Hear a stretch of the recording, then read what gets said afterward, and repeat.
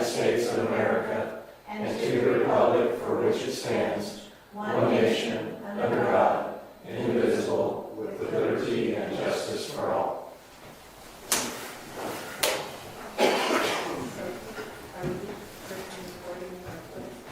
Yes, I am. Okay. There is no public input, I'm assuming, okay? Are there any amendments to the agenda? No amendments. All right, mayor's report, short and sweet. Now that we have entered March and lots of things are going to start happening in Lindsborg, please, everybody, look at your properties, clean them up, sweep up the sand, sweep up the gutters, rake up the leaves, whatever you can do. There's a lot of people starting to come into town, lots of activities going to be happening, and we want to make sure that we look as beautiful as we always do. There is a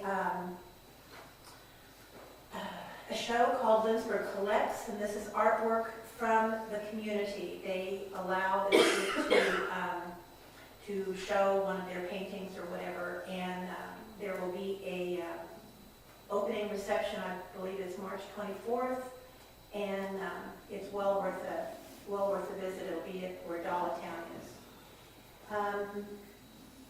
And then the last thing is Waffle is March 21st. This will be the 10th anniversary, which is crazy to think about that. Expect a lot of people here if the weather is good. But Holly says in the CBB office, every day, all day, one person after another calling, making reservations for this, that, and whatever. So, good. So if you get asked to be a waffle, please say yes. All right. Oh, I was just reading. Sorry. You were. I thought that was your application. Right. Okay, no other items here. Do I hear a motion to approve the consent agenda? So moved. Second. Moved and seconded. Somebody's going to call the roll. Yes. Emo. Yes. Mark. Yes. Rick. Yes. Kirsten. Yes. Jody. Yes. Ed. Yes. Motion carries. Are there any appointments? No. No. Gary is not here, so planning and zoning? No. Old business? No more business. Okay, this is going to maybe be a record. No. Oh, it's not. Okay. Wastewater treatment, Chris. Good evening. It is time to replace the mower for the wastewater treatment plant. This mower is used basically out at the wastewater plant inside and to mow all the right-of-way outside the wastewater plant coming into town.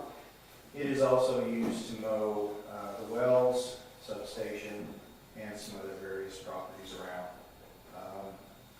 This mower is replaced every 10 years. And each time it comes due to replace, we look at other options as far as what's out there and what we think maybe would work better, or whether we want to try and stay with what we've used in the past. The grasshopper mower that we have used has had a few weak points, and we kind of figured being a front mount mower is part of the issue, and so we've looked at mid mount mowers and decided that was probably a better option.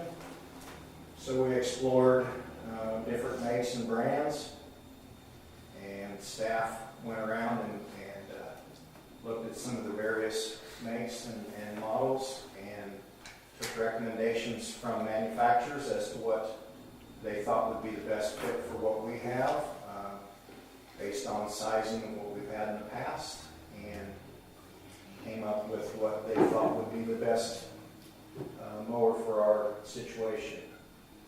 And we solicited bids from Grasshopper to stay with basically what we have, plus a mid-mount, a Hustler, and a Bad Boy mower. They were most impressed with the Bad Boy mower as far as overall construction. They thought it was a very well-built mower, very easily serviced. Everything was very accessible. They talked to a number of different people that have bad boy mowers, and they are quite impressed with them. They've been very reliable, and they think that is the better mower of the ones they looked at. That mower actually came in at the lowest price, and so we're looking for a motion to purchase a bad boy mower from Wichita Tractor for $8,300. Do I hear a motion? So moved. Second? Seconded. Moved and seconded. Any discussion? Was there, why did you decide to go with a 54-inch deck? Is there a reason for that? Basically, it fits on the trailer we have, and it fits in some of the smaller areas that's a little tight. We kind of had looked at maybe a 61, but then we'd have to get a different trailer to go along with it, and it'd be just tighter. Some of the plants, some of the areas of the plant, it gets kind of tight to get around with, so we figured that probably was best just sticking with it.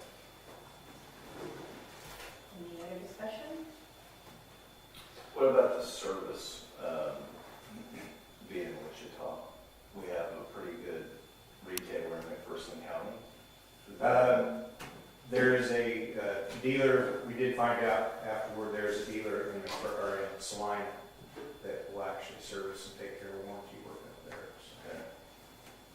What references, do you say they talked to people who highly recommended that? What were they, other municipalities, other parts? There are other municipalities. They've talked to some people up at Salina, up at the VOTEC, or part of the college area up at Salina. They've highly recommended them. They've been very impressed with the two. They have two, I believe, or they have one, and they are getting two more, or it's two and they're getting one more the other, but they are getting more mowers, more bad boy mowers to go along with it. So they were impressed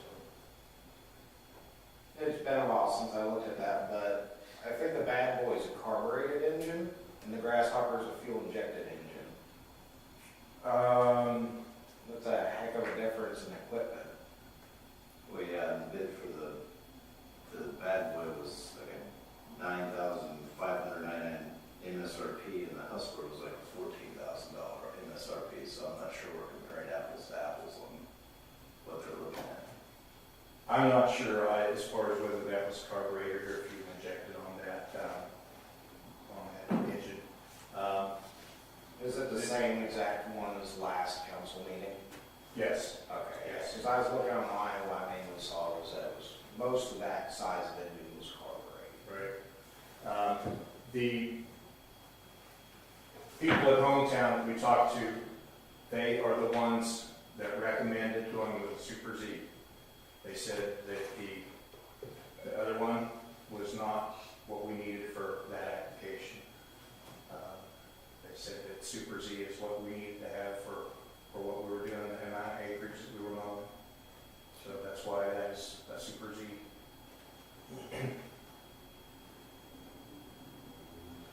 Rick, with the workout when you were out at the park, what kind of motors did you have? Mainly out there was Hustler. We had a few parks throughout the state that had Grasshopper, in Salina, were pretty much Toro. So, I guess they're all pretty good mowers, but it just depends on what you're mowing and how often. Ours is on basically 5 days a week from April through October. They hardly shut down. So that's what we kind of look at is the longevity on it. I'm getting ready to trade in a Hustler that's got 15,000 hours on it. Or it's not a Hustler, but a Toro. So that for our application, that's what works for us. But I don't think we'll probably get that many hours over here. Our environment that we mow, when we mow the right-of-ways and some of the stuff at the wells, the areas of the wells, they take a beating. And we've been very impressed with the Grasshoppers. but they show some wear because of what we mow and the area we mow. So that's why they were impressed with the bad boy, because it's a 1/4-inch steel frame and cast iron front end mower. And that just, they thought it looked very, very solid. And that's what's impressed them the most about it. Did they drive them all? They drove it. Denny actually has a Hustler mower, Okay. so he knows Hustler mowers very well. My disappointment, I think, is that we have a McPherson County dealer who's pretty reputable, and we have two pretty good lawn mowing manufacturers who are not very far from Lindsborg, and this company is not in Kansas. So I'm just going to voice my frustration that it's not a local company that we're dealing with now. So that's my 2 cents. Any other discussion?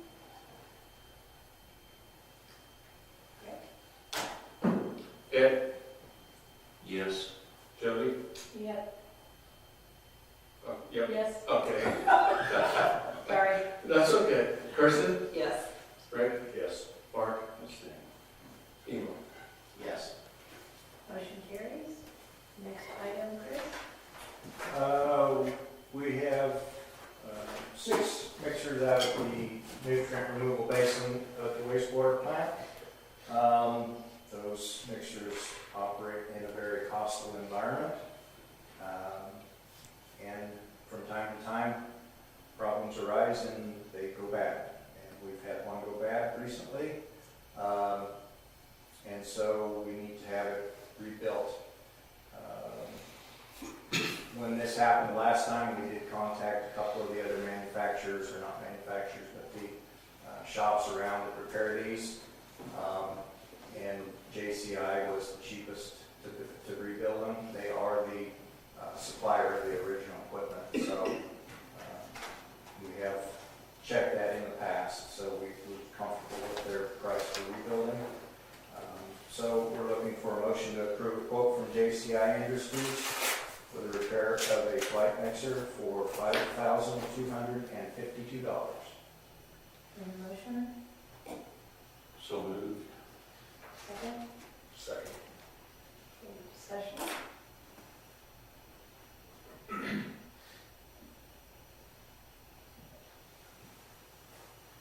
Okay.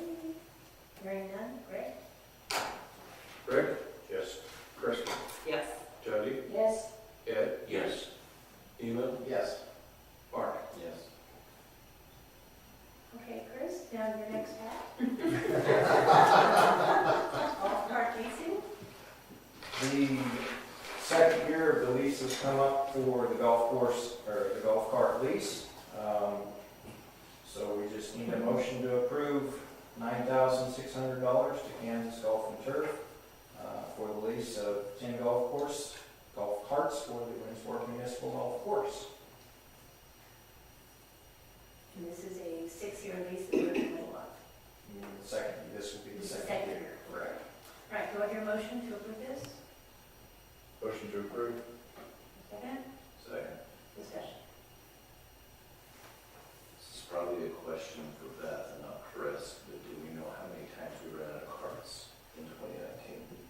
How many times we've run out? We ran out. You're right. That would be a question for Beth. I believe she did start tracking it, so. They did, Yeah. and I mean, it was several times that I recall being out there, Yeah. so I don't know if that number's 10 or it's 30, but I don't know. I think if we do maintain 10 cars, people just don't play anymore if they're not a car. I go, Yeah, absolutely. Go They'll right out. turn around and they leave. leave. Yeah. I don't know. I don't know that there are that much. I guess we just need the answer to that. 10's fine for now, but we might need more. And if we need more, I mean, we can go back, right, to this company and say, we'd like to rent at least 5 more? I think so, yes. Yeah. If we can figure out how to pay for it and all that, right? The golf carts make money. Yeah, that's the thing. They made $10,000 to $12,000, I believe, last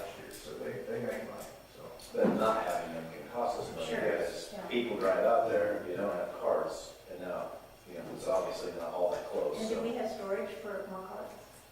That's the questionable part. It's not a lot of extra storage around for cars. And 5 would be a big number of cars. I mean, we could make room. There's available places to make some room. Okay. All right, so what we're talking about right now, though, is $9,600, right? Mark? Yes. Emo? Yes. Ed? Yes. Jody? Yes. Kirsten? Sure. Rick? Yes. A lot of things I know nothing about. So, Want me to keep going? sure.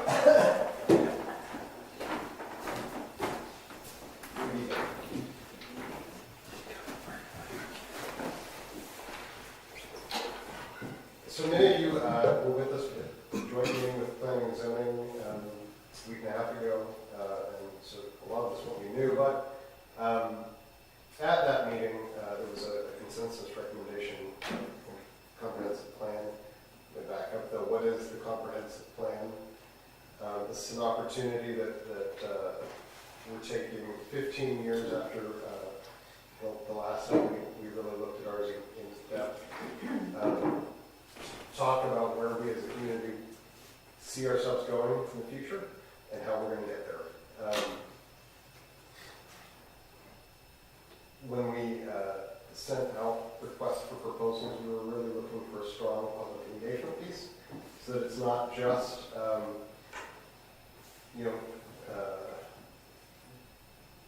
Greg and Gary and myself painting stuff on maps, but really, what does the community want?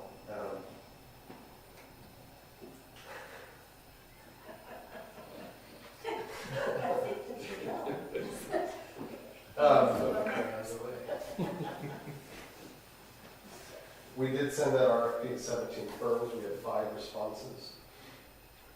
And all 5 firms could definitely have produced a product that would have met statutory requirements. And that is part of what the comprehensive plan serves as. We want to have things like subdivision regulations. We must have a comprehensive plan under state statute.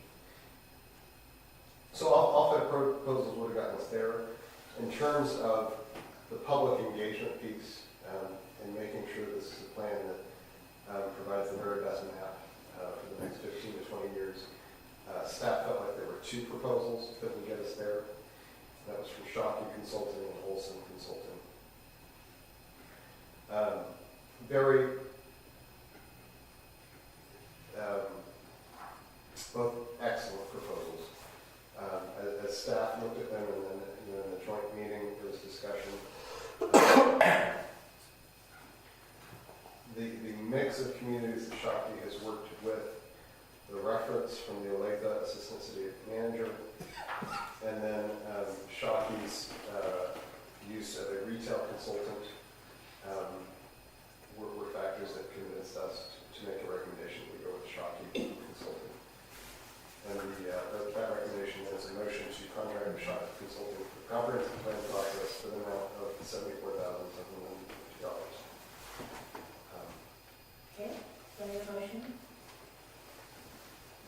Motion to approve. Second.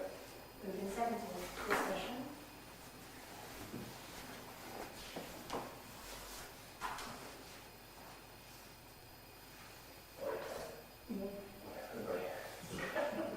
We've already had that large discussion. Yes, we did. Any other discussion? All right. Yeah, happy to. Emo? Yes. Mark? Yes. Rick? Yes. Kirsten? Yes. Jody? Yes. Ed? Yes. All right, motion carries. Thank you very much. Demolition bids on 202 South Main Street. Where do we handle this? Okay, just give me a second here.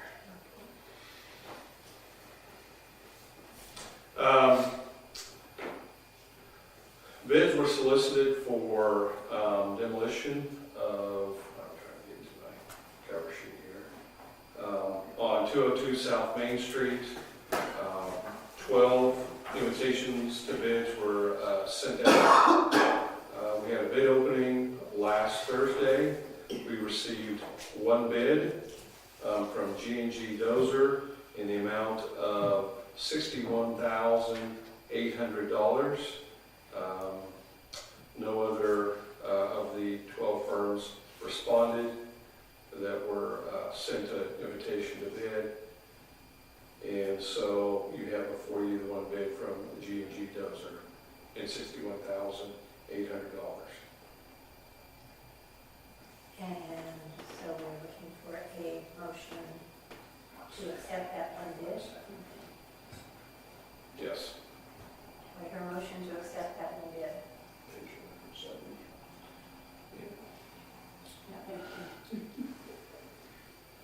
Motion to approve. Sorry. Is there a second? Second. All right. Greg, G&G Dozer is a company that we have worked with before. Yes. G&G Dozer is the firm that was a subcontractor that did the demolition on the Sunstrom building. This is not discussion. Yes, yes, Yes. Just to refresh, the old Brunswick building. yes. Correct, yes. For people not any familiar. Right. Yeah. So who owns it? I mean, are we just allowed to go, did we take ownership of it? No, we have followed state statute and our ordinances to move to where we are in this process. Property owner has been duly notified through certified mail,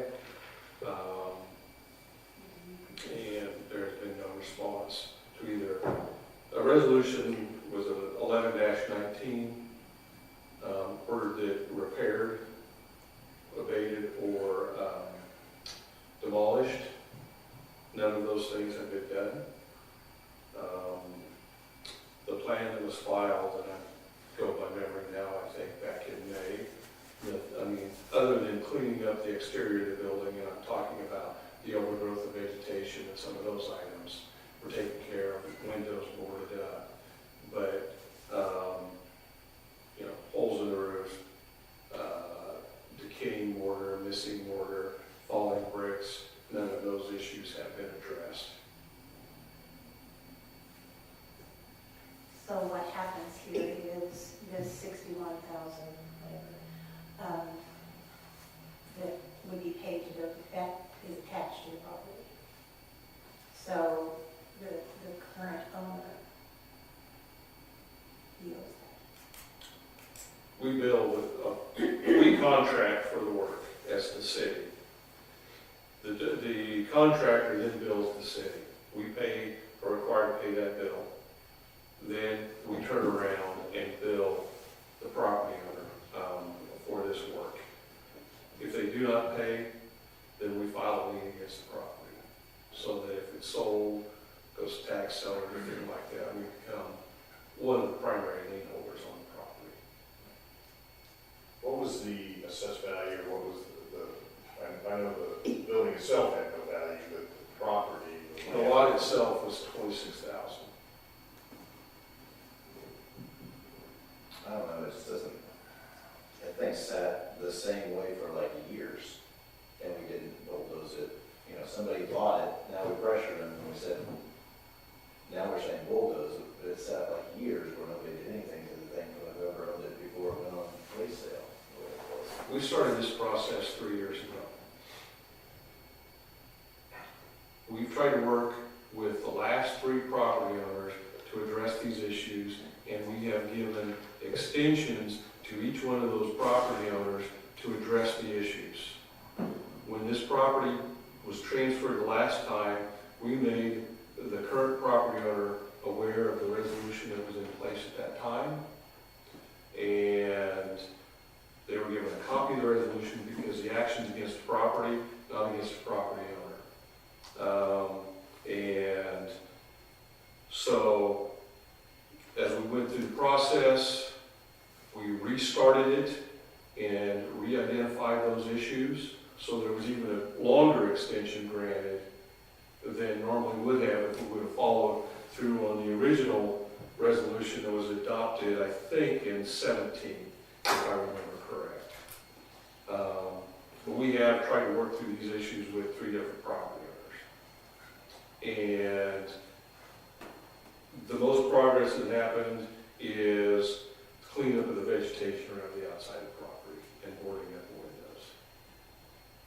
So, That back kitchen got torn out or something, that whole back end's been torn out.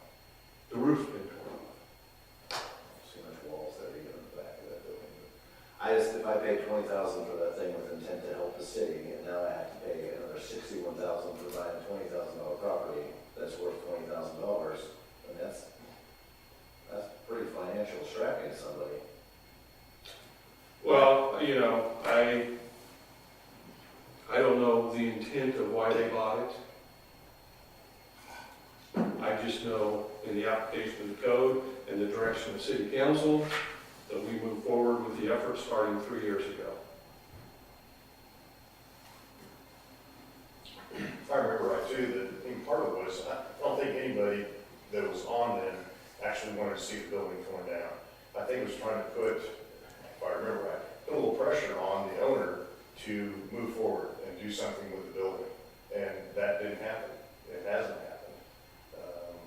I'm disappointed that we're to this point, that we have that looming, that building's gonna be gone. Historic part of Lindsborg. I would say for what I know, that real attempts have been made to fix the building. You gotta fix a roof before you can fix what's underneath the roof.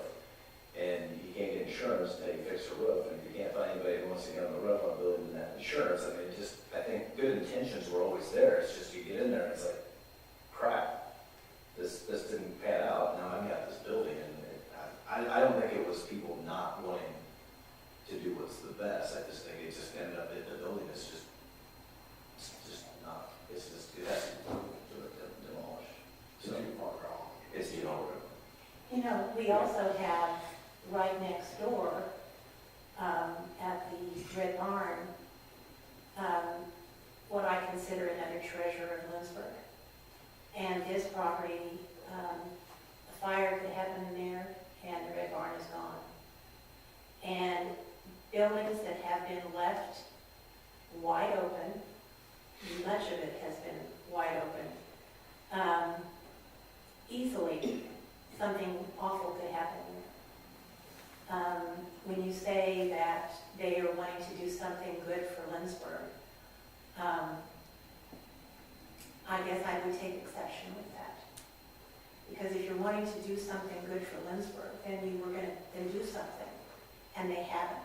And they have, the city, has given them so many opportunities, and it hasn't happened. It has become an eyesore. And nobody that has deep enough pockets has stepped forward to say, sure, I don't care that it's gonna cost me whatever it's gonna cost. Nobody's done that. So this body, this is why we're here. These are hard decisions. This is not an easy decision. And, but I think it is the prudent decision that we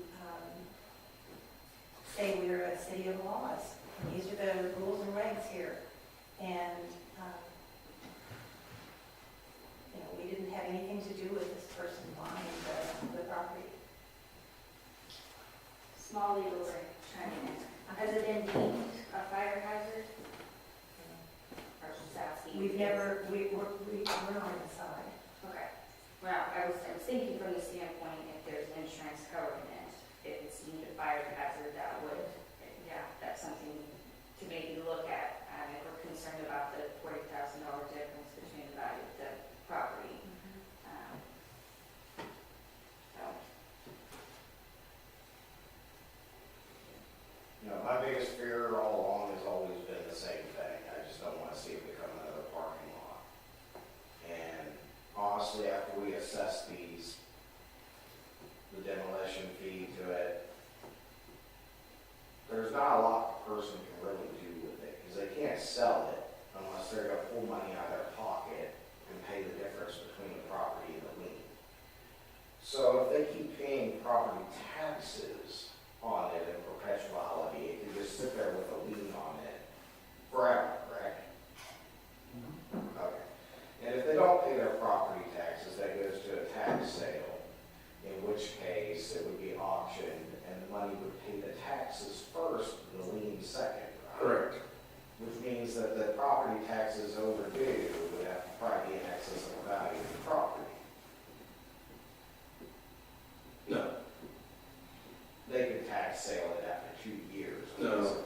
It's 3 years.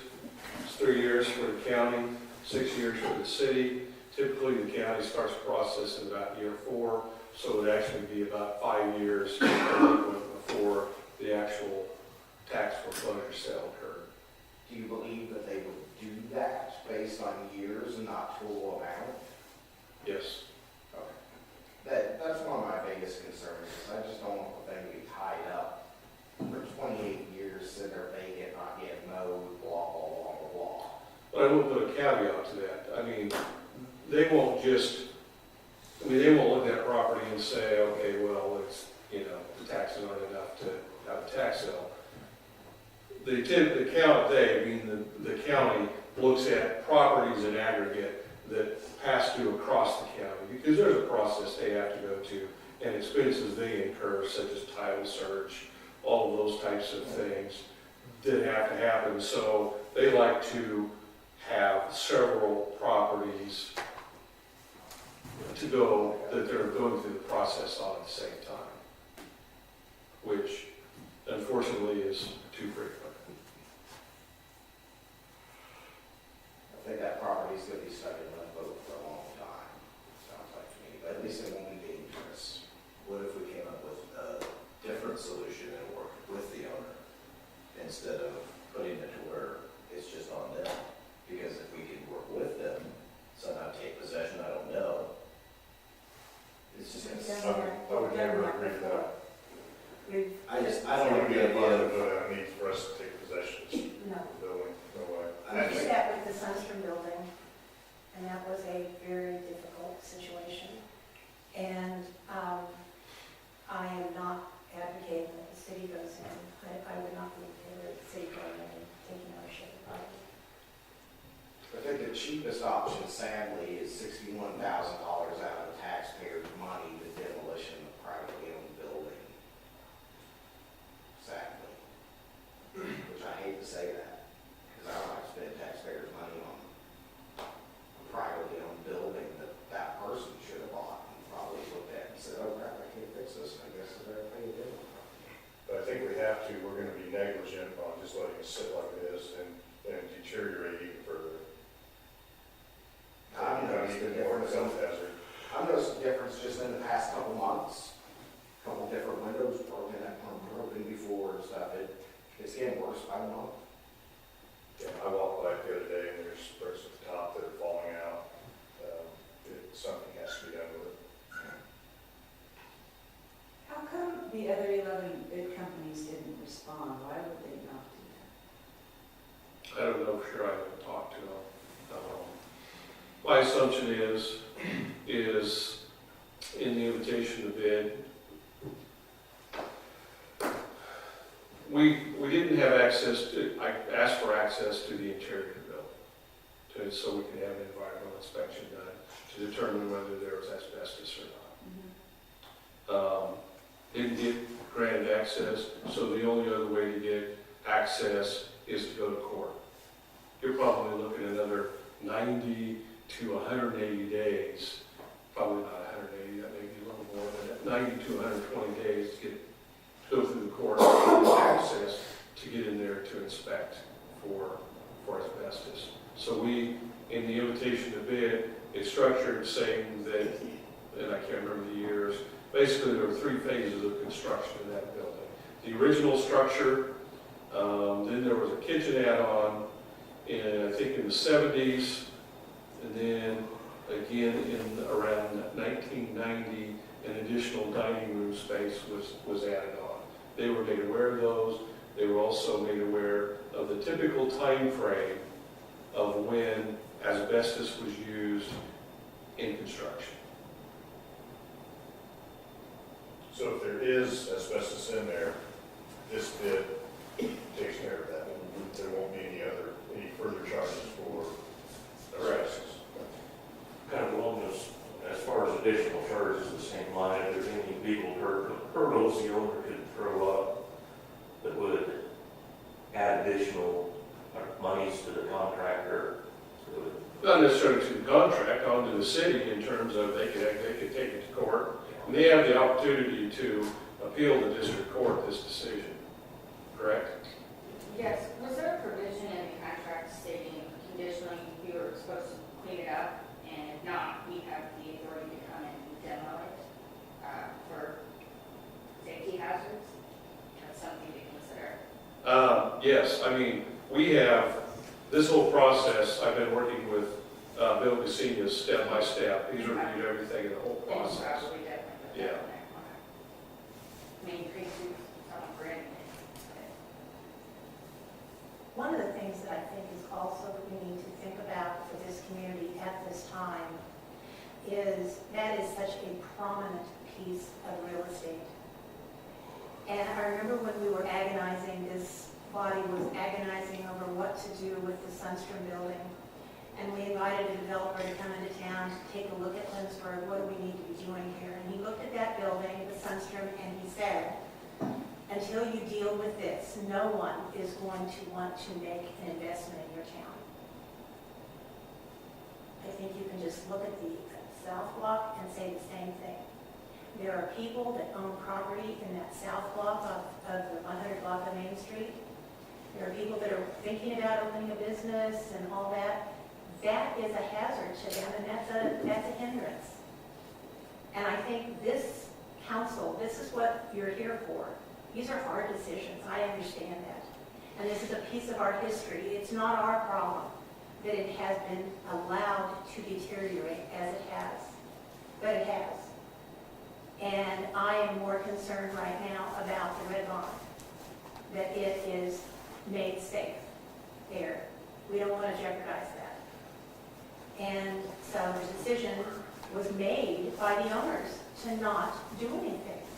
It's not like we said, you know, I mean, they decided, they own it, their property.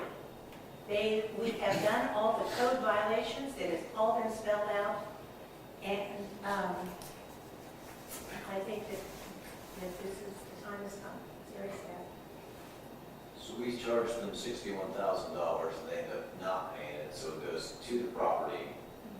So somebody has to come in and now pay, the property's one worth, you said 20,000?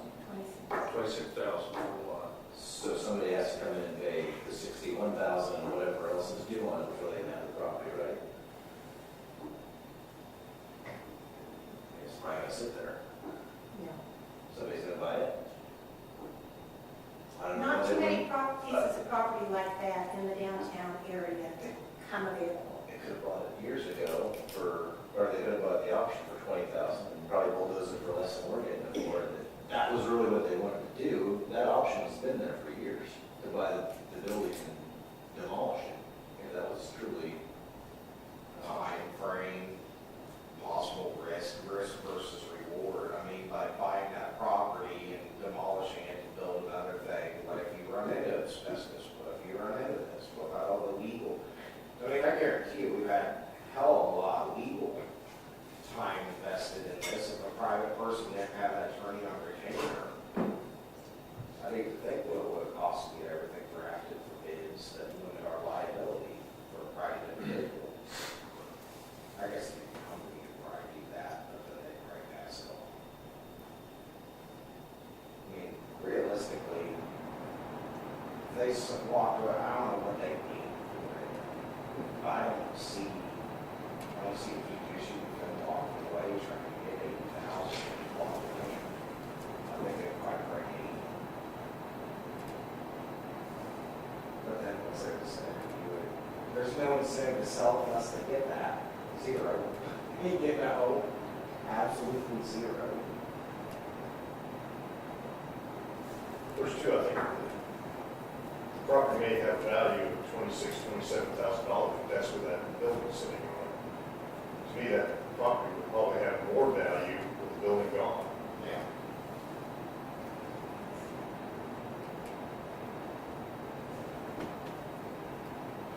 One thing I might put out there, and this is what I put out when we had a discussion on a property out on Cole Street, is if you start a code enforcement process and you're not willing to follow through, the chances of being successful in future code enforcements are diminished greatly.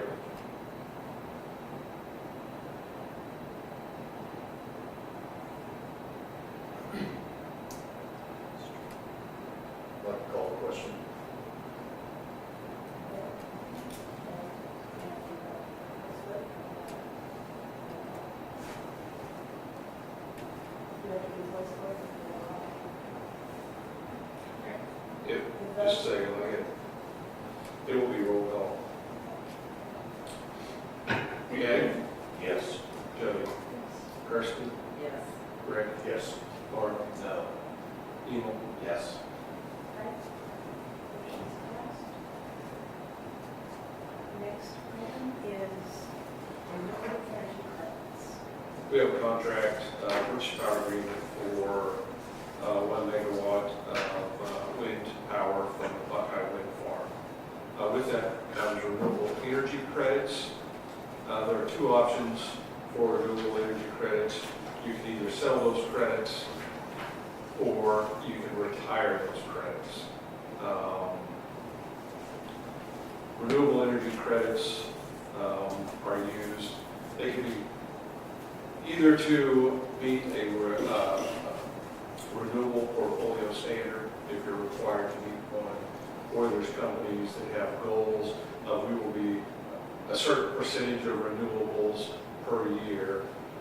Those are typically who are buyers of renewable energy credits. This will be the third year that we've had the option to sell our renewable energy credits. So the option is either sell them or retire them.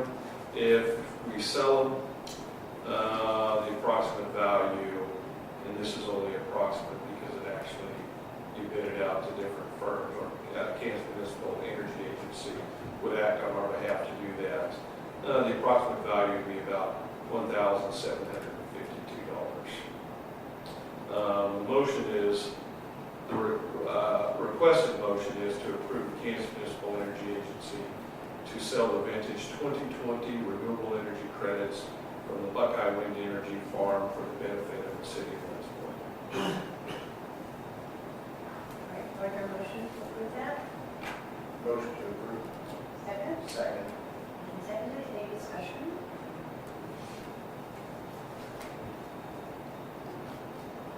Okay. All those in favor say aye. Aye. Opposed? Motion carries. All right. Are there any other others?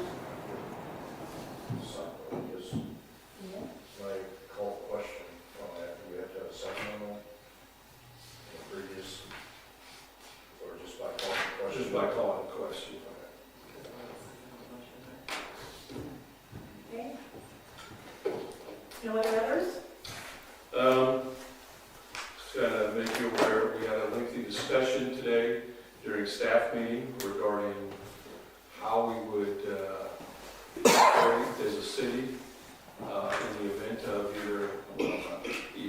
in the event of a coronavirus epidemic or pandemic, how we would, talk about essential functions, crossover, who would be doing what would we, we define as essential functions. If you weren't identified as an essential function, you're going to be supporting an essential function. And those that weren't identified as essential function are just going to get set aside and not addressed. We've kind of already had a mini test in City Hall this year. We have not had a single week this year in City Hall that we have not had one employee or more out sick. So we have been talking about that, on how we would address it. Waiting to hear back. Lucas has reached out to McPherson County Health Department. Chief Davis has reached out to, or is going to reach out to McPherson County Dispatch to help in the process of 911 calls, that if somebody calls in with flu-like symptoms, that they're expanding their protocols to ask questions to determine whether they could be a potential carrier of the coronavirus. Because we were shorthanded today, we were about half staffed because of illness at the staff meeting today. Everybody thought it was going to be a short one until I brought this up, and it ended up being fairly lengthy. So it is something we're looking at and addressing. We need to have conversations with other partners in the community also on how they're going to address it internally, so. Other than that, I don't have any- Wash your hands. NPR said it by Gatorade, so I'd suck up on Gatorade. By Gatorade? Okay. Keep those electrolytes flowing, okay?